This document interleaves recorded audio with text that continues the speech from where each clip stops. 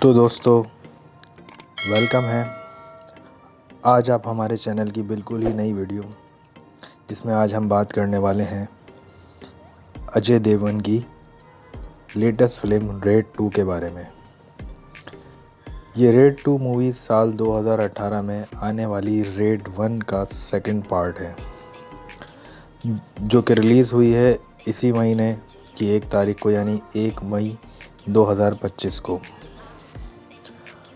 और अपने first part की तरह ये मूवी भी पूरी तरह बेस्ड है रेड 1 के ऊपर। और आज की वीडियो के अंदर मैं आप सभी के लिए इस पूरी रेड 2 मूवी को डिटेल में एक्सप्लेन करने वाला हूँ, ताकि आप सब भी घर बैठे इस मूवी की स्टोरी की जानकर एंजॉय कर सकें। और अगर आप में से कोई पहली बार हमारे चैनल को देख रहा है तो आप जल्दी से हमारे चैनल को सब्सक्राइब कर दीजिए। सब्सक्राइब के बटन के बराबर वाले बेल आइकॉन को ऑल पर सेट कर दीजिए, ताकि आप हमारे चैनल की तमाम लेटेस्ट वीडियो सबसे पहले देख पाएँ। और बाकी दोस्तों, आज की वीडियो अगर आपको पसंद आती है तो आप वीडियो को लाइक करना और कमेंट्स में रेड और रेड 2 और गुड या अप्रिशिएट ज़रूर करना। और ये सब इसलिए कि आप सबके लाइक और शेयर करने से हमें मोटिवेशन मिलती है। तो आइए बग़ैर किसी देर के इस वीडियो को स्टार्ट करते हैं। तो दोस्तों, रेड 2 मूवी की जो स्टोरी है वो रेड 1 से कनेक्टेड है। और इस मूवी में तमाम कैरेक्टर भी वही लिए गए हैं जो रेड 1 में थे। अगर आप में से कोई ऐसा है जिसने रेड 1 मूवी नहीं देखी या वो इसकी स्टोरी भूल गया है, मैं आप सभी के लिए रेड 1 के प्लॉट को डिस्कस कर लेता हूँ। अगर आप सब 1 या 2 मिनट के अंदर अब तक होने वाली तमाम कहानी के बारे में समझ जाएं। तो दोस्तों, रेड मूवी का जो मेन कैरेक्टर है वो है अजय देवगन, जिसका इस मूवी में नाम है अमेय पटनायक। और अमेय पटनायक एक IRS ऑफिसर है, इंडियन रेवेन्यू सर्विस का ऑफिसर, जो कि इनकम टैक्स डिपार्ट के अंदर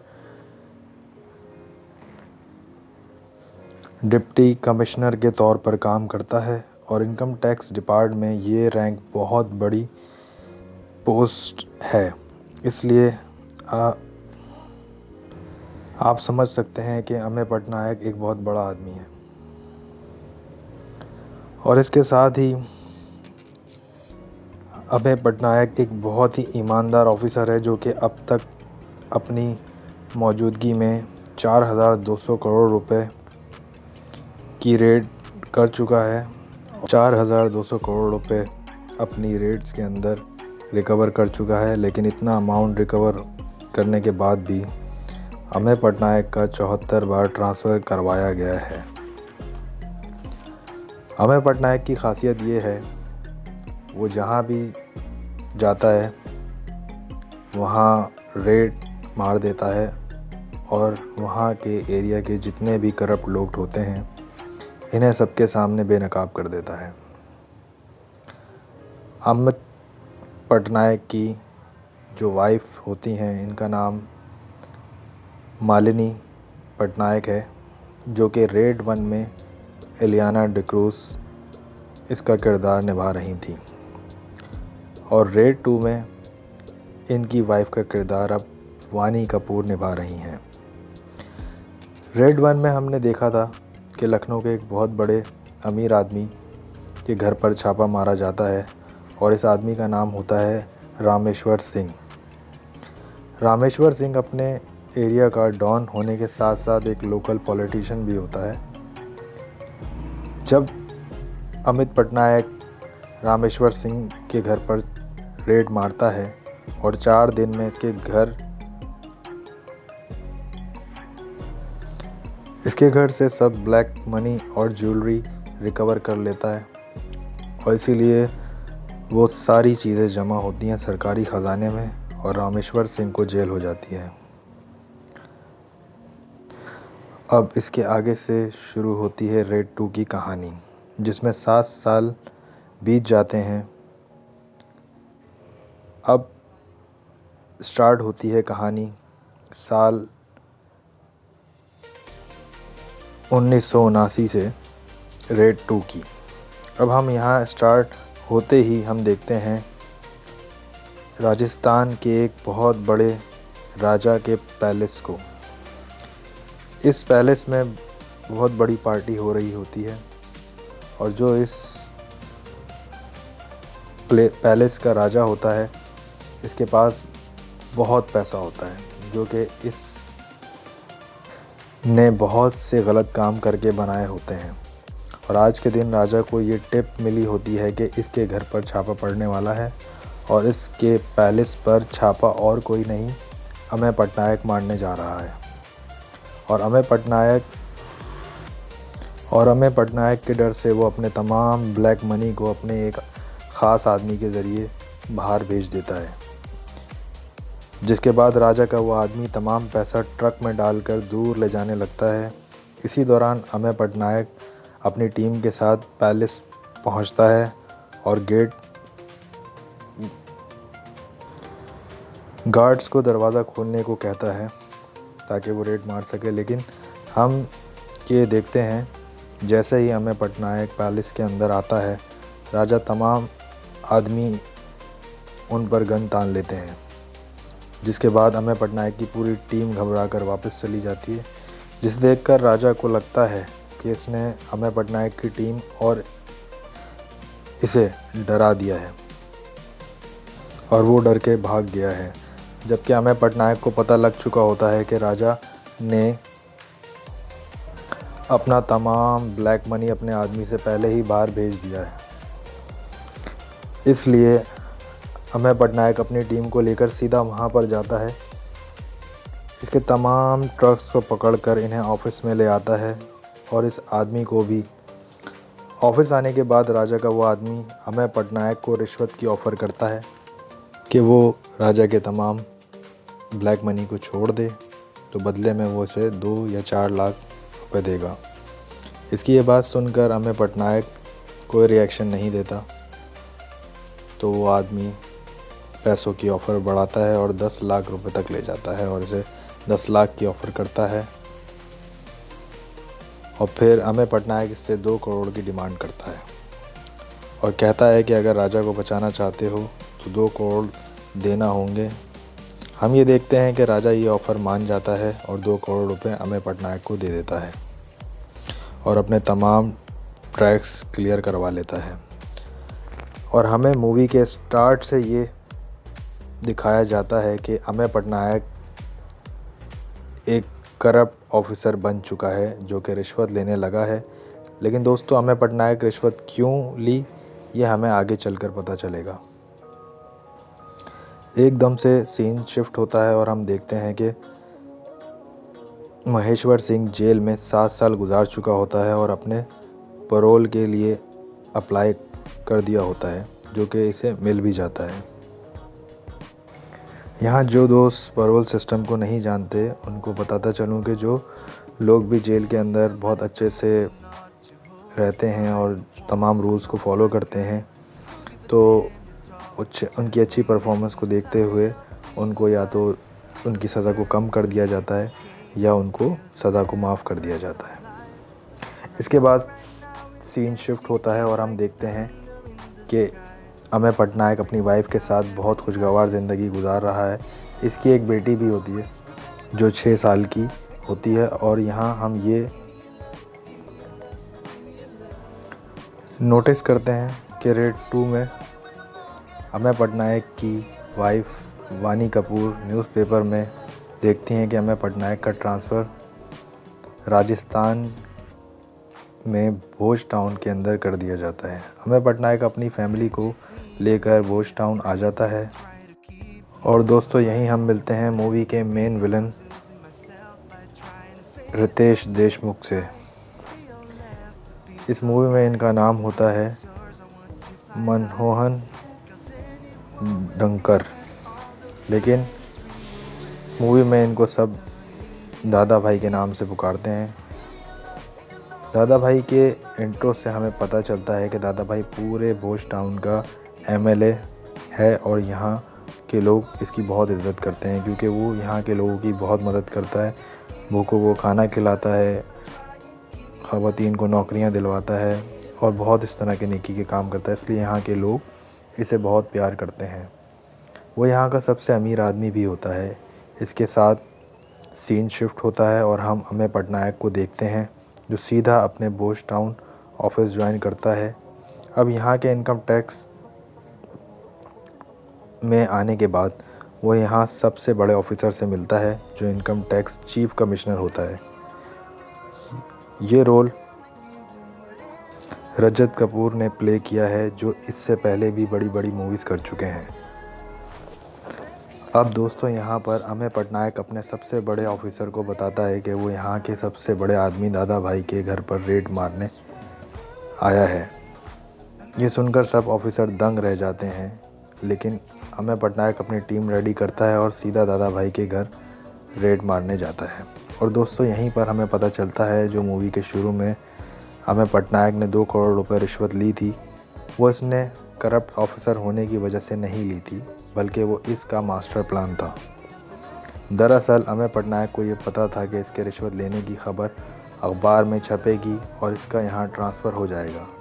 इस वजह से इसने जानबूझ के रिश्वत ली ताकि इसका यहाँ पर ट्रांसफ़र हो जाए, क्योंकि अमेय पटनायक आकर दादा भाई की टारगेट करना चाहता था, क्योंकि वो दादा भाई को काफ़ी अरसे से ट्रैक कर रहा था। और भोज टाउन आने से पहले ही अमेय पटनायक ने दादा भाई की तमाम मालूमात हासिल कर ली थी। वो यहाँ आने से पहले ही भोज टाउन में एक जूते वाले के पास जाता है और वो जूते वाला इसको बताता है कि दादा भाई बहुत अच्छे इंसान हैं, हमेशा लोगों की मदद करते हैं। इसने बताया दादा भाई की बस एक जूते की दुकान हुआ करती थी, जिसमें वो जूते बेचा करते थे, चाहे काम हो या ना हो, पर आसपास के लोगों को हमेशा खाना खिलाया करते थे। एक दिन ऐसा आया, दादा भाई के पास कोई पैसा नहीं था और इसीलिए वो चाहकर भी गरीबों की मदद नहीं कर पा रहे थे, लेकिन इन्हीं खूबियों की वजह से वो लोगों ने बहुत अच्छे इंसान बन गए थे और इसलिए सब लोग इनके पास गए और इनको मशवरा दिया कि आप इलेक्शन में एमएलए के लिए खड़े हो जाएं और पूरे क्षेत्र के नेता बन जाएं, और नेता बनने के बाद वो लोगों के बड़े अच्छे से मदद कर सकते थे। सब लोगों ने दादा भाई को ये राय दी कि वो चीफ मिनिस्टर के ऑफिस जाएं और टिकट मांगें। जब दादा भाई चीफ मिनिस्टर के ऑफिस गए तो इन लोगों ने दादा भाई की गरीबी का बहुत मजाक बनाया। चीफ मिनिस्टर ने दादा भाई को कहा कि तुम्हारे पास तो चप्पल ख़रीदने तक के पैसे नहीं हैं, और दादा भाई के पैरों में पहनी हुई चप्पल को इनके सर पर रखने को कहा और इस तरह इन्हें वापस जाने को कहा। भोज टाउन के लोगों ने इस तरह का बिहेवियर देखा तो अपनी पूरी अवामी ताकत के साथ पूरे क्षेत्र का एमएलए बना दिया, और इसके बाद दादा भाई की रिस्पेक्ट इतनी बढ़ गई कि खुद चीफ मिनिस्टर को दादा भाई से माफ़ी मांगना पड़ी और सपोर्ट लेना पड़ा, जिसके बाद दादा भाई पूरे राज्य पर होम मिनिस्टर बन गए। इसके बाद दादा भाई ने अपनी एक फाउंडेशन खोली जिसमें वो गरीबों की मदद करते थे। इन्हीं सब इंक्वायरी के साथ ये भी पता चला कि दादा भाई की एक लड़की से मोहब्बत करता था और वो लोग शादी भी करने वाले थे, लेकिन इससे पहले ही उस लड़की, जिसका नाम नेहा था, ट्रेन हादसे में मौत हो गई। इस बात का दादा भाई को बहुत सदमा लगा और इसके बाद दादा भाई ने शादी ही नहीं की। इसी के साथ हमें यहाँ ये भी पता लगा कि अमन पटनायक जो 2 करोड़ रुपए रिश्वत ली थी, वो दरअसल पैसा कहाँ से लिया गया, अमेय पटनायक ने ये ट्रैक करवाया और इससे ये पता चला कि ये पैसा हवाला के ज़रिए मंगवाया गया है और इस हवाले के ज़रिए मंगाई गई रकम देने वाला शख्स कोई और नहीं बल्कि दादा भाई था। अमेय पटनायक ने रिसर्च शुरू कर दी थी दादा भाई के ख़िलाफ़। वैसे तो दादा भाई फाउंडेशन चलाता और लोगों की मदद करता है, लेकिन दरअसल वो इस तरीके से हवाला के पैसे मंगवाता है। ये सब बातें जानने के बाद अमेय पटनायक आहिस्ता आहिस्ता करके सबूत जमा कर लिए थे, जिनकी बुनियाद पर अमेय पटनायक ने दादा भाई के घर पर रेड मारने का वारंट ले लिया और अपनी पूरी टीम लेकर वो दादा भाई के घर पर पहुंच गया। लेकिन अमेय पटनायक को यहाँ पर बहुत बड़ा झटका लगता है, क्योंकि जहाँ जहाँ पैसा होने की इन्फॉर्मेशन अमेय पटनायक के पास होती है, वहाँ इसे कुछ भी नहीं मिलता और ये रेड झूठी साबित हो जाती है। दादा भाई एक कैबिनेट मिनिस्टर होता है और वो इस बात को रीज़न बनाकर अमेय पटनायक को नौकरी से सस्पेंड करवा देता है। दरअसल अमेय पटनायक जानता था कि वो दादा भाई पर नज़र रखता है, पर वो ये नहीं जानता था कि दादा भाई भी अमेय पटनायक पर नज़र रखा हुआ था, जबकि दादा भाई तो ये भी जानता था कि वो 2 करोड़ की रिश्वत भी अमेय पटनायक ने दादा भाई तक पहुंचने के लिए ली थी। खैर, अमेय पटनायक ने भी अब ये सोच लिया था कि वो नौकरी पर रहे या ना रहे, पर वो अब दादा भाई को नहीं छोड़ेगा और इसकी सच्चाई सबके सामने ला कर रहेगा। इसी तरह वो नौकरी में ना रहते हुए भी अपने नेटवर्क से दादा भाई की मुकम्मल मालूमात हासिल करने लगता है। इस तरह अमेय पटनायक अपने बैच के पुरानी टीम से मदद मांगता है, जो कि अब सब बड़ी पोजीशंस पर होते हैं। इन्हीं के ज़रिए अमेय पटनायक को दादा भाई के बारे में काफ़ी मालूमात हासिल होती है। अमेय पटनायक को ये जानना होता है कि दादा भाई अपने सारी ब्लैक मनी को वाइट किस तरह करता है। काफ़ी रिसर्च के बाद पता लगता है ये दादा भाई के पास बहुत ज़्यादा ज़मीनें, जिसमें से कुछ इसके रिश्तेदारों के नाम पर हैं और कुछ इसके अपने, और वो इन ज़मीनों से ही ब्लैक का पैसे को वाइट करता है, क्योंकि वो सब ज़मीनें ख़रीदने में अपनी ब्लैक मनी को वाइट दिखा देता है। दरअसल दादा भाई ने ये सब ज़मीनें वहाँ के लोगों की जवान लड़कियों को जॉब लगाने के बदले ली हुई होती हैं।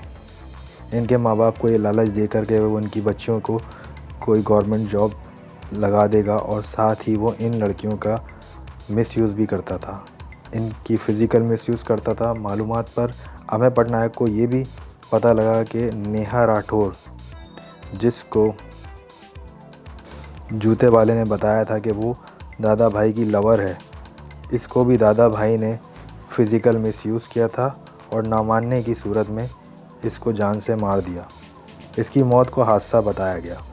अमेय पटनायक बारी बारी इन सब लड़कियों से रब्ता करता है और इनको दादा भाई के ख़िलाफ़ बयान देने के लिए कन्विंस करता है कि ताकि वो दादा भाई के सज़ा दिलवा सके।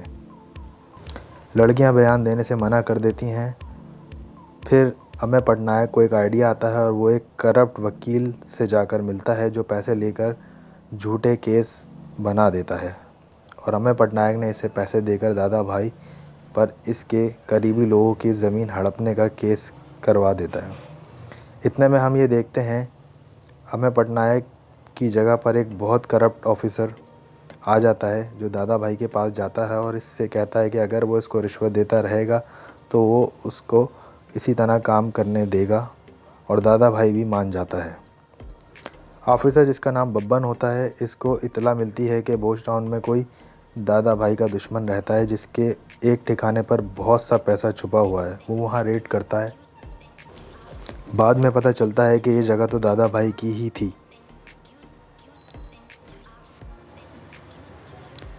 इस पर दादा भाई उस करप्ट ऑफिसर को बुलाता है और कहता है कि वो आइंदा किसी भी ठिकाने पर छापा ना मारे। लेकिन बब्बन कहता है कि जब इनके डिपार्टमेंट को कोई इन्फॉर्मेशन मिलती है तो इनको छापा मारना ही पड़ता है, तो इसलिए ऐसा नहीं हो सकता कि वो छापा ना मारे, आगे भी इसी तरह वो छापा मार सकता है। दादा भाई घबरा सा जाता है और ये सोच कर के दादा भाई अपने तमाम ब्लैक मनी और ज्वेलरी को भोज टाउन से शिफ्ट करने लगता है। लेकिन दादा भाई ये सोचता है कि आखिर कौन इनकम टैक्स वालों को इसके ठिकानों की इन्फॉर्मेशन दे रहा है। आखिरकार दादा भाई को पता लग जाता है कि ये सब इसका पीए अमेय पटनायक को इन्फॉर्मेशन दे रहा है। दोस्तों, दरअसल अमेय पटनायक दादा भाई के पीओ का ज़मीर जगा देता है और फिर अमेय पटनायक की मदद वो करने लग जाता है। ये बात जब दादा भाई को पता लगती है तो वो इसे खूब पिटवाता है और इसे एक जगह पर किडनैप करवा कर रख देता है। दोस्तों, ये बात अमेय पटनायक की बीवी को भी पता लग जाती है कि दादा भाई ने बहुत सी लड़कियों का मिसयूज़ किया है। फिर वो इन सब लड़कियों से मिलती है और सबको केस करने पर आमादा करती है। साथ ही दादा भाई को कोर्ट में हुए केस पर बहुत फ़िक्र होती है, इसलिए वो अमेय पटनायक से, जिसने करप्ट वकील को हायर किया हुआ होता है, वो सीधा वकील के पास जाता है और 5 करोड़ ऑफ़र करता है, जिसके बदले दादा भाई को वकील कहता है कि वो इसकी PIL ख़त्म करवा देगा। लेकिन दोस्तों, जब कोर्ट में दादा भाई को लगता है कि वो उसकी PIL ख़त्म करवा देगा, लेकिन वहाँ पर वकील बदल जाता है, बल्कि वो कोर्ट में एक वीडियो दिखाता है जिसमें वो वकील को 5 करोड़ रुपए रिश्वत दे रहा है। और साथ ही वकील ये भी साबित कर देता है कि तमाम लड़कियों के साथ फ़िज़िकल मिसयूज़ भी किया गया है और अपनी लवर का कत्ल भी इसी ने करवाया है। दरअसल अमेय पटनायक वकील को पहले ही अपनी तरफ कर चुका होता है, बल्कि वो ये भी वकील को बताता है कि दादा भाई इसको रिश्वत देने ज़रूर आएगा और अपना केस ख़त्म करवाने के लिए कहेगा। अब वकील ने दादा भाई का साथ नहीं दिया, जिसकी वजह से दादा भाई के ख़िलाफ़ केस काफ़ी स्ट्रॉन्ग हो जाता है और जज ये फ़ैसला करता है कि दादा भाई को तड़ी पार रखा जाएगा जब तक ये केस चल रहा है, ताकि सबूतों के साथ कोई छेड़छाड़ ना हो सके।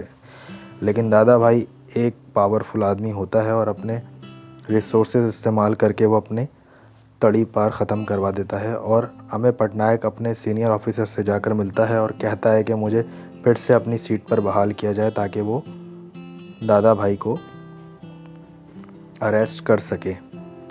अगर वो ऐसा ना कर सका तो वो हमेशा के लिए रेड मारना छोड़ देगा। सीनियर ऑफिसर मान जाता है और अमेय पटनायक सीधा बब्बन के पास जाता है। दोस्तों, बब्बन दरअसल अमेय पटनायक का ही दोस्त होता है, जिसे अमेय पटनायक ने लगवाया होता है। दादा भाई के पैसे और जेवर कहाँ छुपे हैं, दरअसल बब्बन जो है वो अमेय पटनायक को बता देता है कि वो एक होटल में छुपाए गए हैं। अगर हम वहाँ रेड करते हैं तो सब कुछ मिल जाएगा। अमेय पटनायक अपनी टीम के साथ होटल में रेड मारता है, पर इसे कुछ भी नहीं मिलता और दादा भाई इलेक्शन के काम से बाहर भी गया हुआ होता है। अमेय पटनायक होटल की दीवार को तोड़ता है, वहाँ से सोना और पैसे निकलने शुरू हो जाते हैं और इस तरह 500 करोड़ रुपए की ब्लैक मनी पकड़ी जाती है। दादा भाई को ये खबर मिलती है तो वो होटल की तरफ भागता है और रास्ते में CM को फ़ोन करता है कि इस रेड को रुकवाने में उसकी मदद करे। लेकिन CM ये कहकर मना कर देता है कि इस पूरे मैटर को सेंट्रल गवर्नमेंट देख रही है, लिहाजा वो कुछ नहीं कर सकता। ये सुनकर दादा भाई को गुस्सा आता है और वो PM को फ़ोन करता है और हम ये देखते हैं कि PM दादा भाई का फ़ोन नहीं उठाता, जिस पर इसे बहुत गुस्सा आता है और वो फिर भोज टाउन के लोगों को अमेय पटनायक के ख़िलाफ़ उकसाता है। लोग होटल को घेरे में ले लेते हैं और अमेय पटनायक को मारने की कोशिश करते हैं। अमेय पटनायक दादा भाई का लूटा हुआ सारा पैसा हवा में उड़ा देता है, जो कि होटल के गिर्द जमा हुए लोग लूटना शुरू कर देते हैं। इसी दौरान अमेय पटनायक अपनी टीम को कहता है कि इन सबको ये पैसा लूटने दो, क्योंकि ये इन्हीं लोगों का पैसा है जो दादा भाई ने इन सब से लूटा था। इसी दौरान उनको पता चलता है कि जो दादा भाई का PA था वो भी इसी होटल में कैद है, तो वो उसको वहाँ से छुड़वाते हैं। इसी दौरान हमको पता चलता है सोना छुपाया हुआ है। अमेय पटनायक को ये भी पता चलता है, तो वो जाकर नदी में खोदता है और सोना निकाल लेता है। जब ये सोना दादा भाई अपने सामने देखता है तो आपे से बाहर हो जाता है और अमेय पटनायक को मारने के लिए जाता है, तो रास्ते में इसकी माँ इसके सामने आ जाती है। अमेय पटनायक की बीवी, जिसका नाम मालिनी है, सब लड़कियों के साथ सब सच्चाई दादा भाई की माँ को बता चुकी होती है और जिसकी वजह से दादा भाई की माँ रास्ते में उसको रोक कर उसके मुंह पर थप्पड़ मार देती है और दादा भाई वहीं टूट जाता है और सरेंडर कर देता है।